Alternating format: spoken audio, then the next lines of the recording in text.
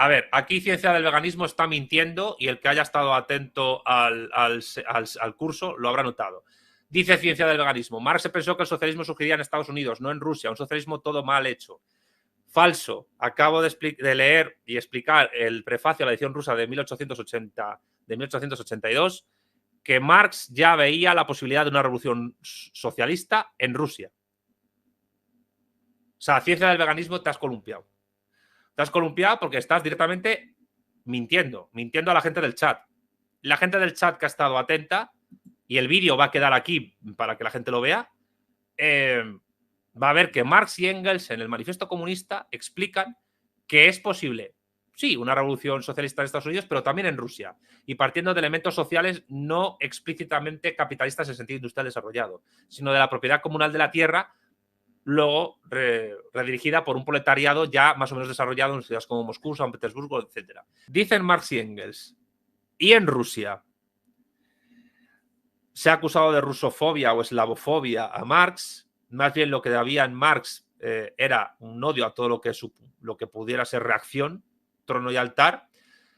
Pero Marx no pensaba solo, contrariamente a lo que se enseñan en muchas universidades y muchas escuelas, que la revolución socialista, comunista, proletaria, obrera, pudiera darse solo en países de Europa occidental industrializados. Y aquí está la prueba, en este prefacio. Al producirse la revolución de 1848-1849, no solo los monarcas de Europa, sino también la burguesía europea veían en la intervención rusa el único medio de salvación contra el proletariado que empezaba a despertar. El zar fue aclamado como jefe de la reacción europea. Ahora es en Gáchina el prisionero de guerra de la revolución, y Rusia está en la vanguardia del movimiento revolucionario de Europa. Se refiere a un periodo convulso de la historia de Europa en la cual, si no recuerdo mal, el zar era Alejandro II, pues había revolucionarios de tipo burgués, liberal, en Rusia, que trataban de modernizar mediante la vía revolucionaria al imperio y le ponían en un grave aprieto al zarismo. De hecho, eso fue lo que forzó evoluciones posteriores que se plasmarían pues en la deriva reformista del zarismo con Piotr Stolypin como primer ministro ruso, la reforma de la Duma posteriormente y las reformas administrativas de 1903. Es decir, a finales del siglo XIX, el zarismo ya, también por procesos de industrialización propios y por la liberación de los siervos del campo, empieza a transformarse en otra cosa. Y la revolución, digamos, liberal en aquel momento en Rusia sí veía posible. Y Rusia se encontraba a la vanguardia de los procesos revolucionarios patrióticos que en Europa, que en otros lugares de Europa, pues en 1882 no estaban tan presentes. Y eso a pesar de que 10 años antes había ocurrido la Comuna de París. Siguen Marx y Engels. El Manifiesto Comunista se propuso como tarea proclamar la desaparición próxima e inevitable de la moderna propiedad burguesa. Pero en Rusia, al lado del florecimiento febril, del fraude capitalista y de la propiedad territorial burguesa en vías de formación, más de la mitad de la tierra es poseída en común por los campesinos. Cabe entonces la pregunta: ¿podría la comunidad rural rusa, forma por cierto ya muy desnaturalizada de la primitiva propiedad común de la tierra, pasar directamente a la forma superior de la propiedad colectiva, a la forma comunista, o por el contrario, deberá pasar primero por el mismo proceso de disolución que constituye el desarrollo histórico de Occidente? Fijaros, ahí se ve la potencia analítica del materialismo histórico. En la pregunta ya hay una capacidad de análisis de la situación en Rusia tremenda, que es evidente a mi juicio que este prefacio impactó enormemente en los líderes marxistas revolucionarios rusos, desde Plejánov hasta Lenin, porque les está diciendo: sí, la vía revolucionaria socialista en Rusia es posible, sin necesidad de pasar por una etapa previa de desarrollo capitalista fuerte, como pueda ocurrir en Europa occidental. Y de hecho es lo que ocurrió. Acaban con este párrafo este prefacio Marx y Engels. La única respuesta que se puede dar hoy a esta cuestión es la siguiente. Y atención, atención. Si la Revolución Rusa da la señal para una revolución proletaria en Occidente, de modo que ambas se completen, la actual propiedad común de la tierra en Rusia podrá servir de punto de partida a una evolución comunista.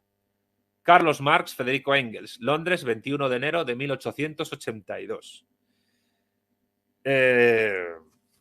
De hecho, fue lo que pensaban los bolcheviques rusos y lo que en parte ocurrió luego en el mundo. Cuando ocurrió la Revolución Rusa en 1917, tanto la socialista y burguesa de febrero como la bolchevique de octubre, más luego la guerra civil y la proclamación de la URSS en 1922, la Revolución Rusa viene acompañada de procesos revolucionarios obreros en Hungría, en Alemania, en Baviera, en Bohemia y Moravia, o sea, en Checoslovaquia, en Polonia y en Mongolia, que se produjo, y además y en la República de Tanútuba, Mongolia y Tanútuba independizadas de China y convertidas en países socialistas también. Tanútuba luego se convirtió en parte de la Federación Rusa y Mongolia fue comunista hasta el año 91, socialista, mejor dicho. La cosa es que la Revolución Rusa ya despertó procesos revolucionarios muy potentes socialistas en Europa Occidental y en Europa Oriental, que luego fueron contrarrestados por la contrarrevolución fascista, evidentemente, y nacionalsocialista, y también por la derecha socialista, pero que luego, con posterioridad, y sobre todo por el crecimiento de la Unión Soviética, permitió un despegue y una explosión revolucionaria comunista del siglo XX, que bueno, no la voy a comentar porque es conocida por todos, que afectó luego a China, a Corea, a Vietnam, a Cuba, a Afganistán, a Etiopía, a Angola, Mozambique, etcétera, a Grenada. Daros cuenta que aquí Marx y Engels están viendo que las relaciones sociales y de clase y de producción socioeconómica y cultural y política históricas que se dan en Rusia permitían la posibilidad de una revolución y convertir a Rusia de vanguardia de la reacción a vanguardia de la revolución en todo el mundo. Y eso, de hecho, fue lo que ocurrió. Por lo tanto, aquí se prueba que Marx y Engels conciben la posibilidad de revoluciones socialistas comunistas en lugares donde el capitalismo no sea especialmente avanzado.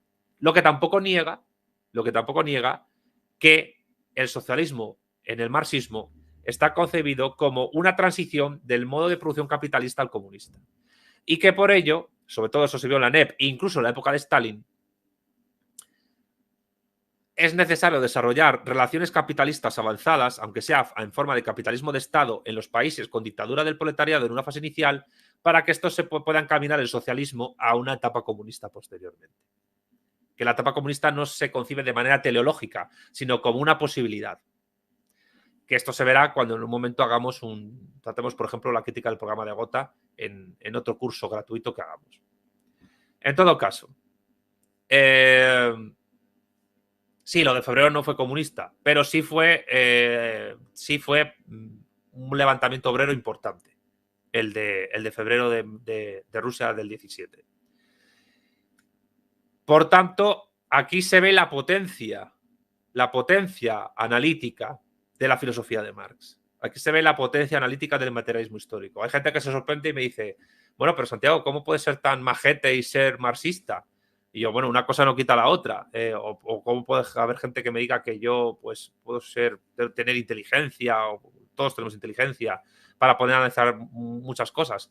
Pues en gran medida eso me lo permite leer a Marx. Eso me lo permite asimilar el materialismo histórico como método y como doctrina filosófica.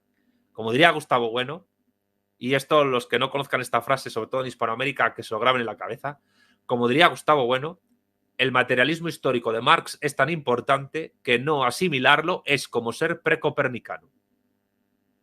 Y hay gente que maneja categorías marxistas sin saber que son marxistas, incluso gente que se dice antimarxista.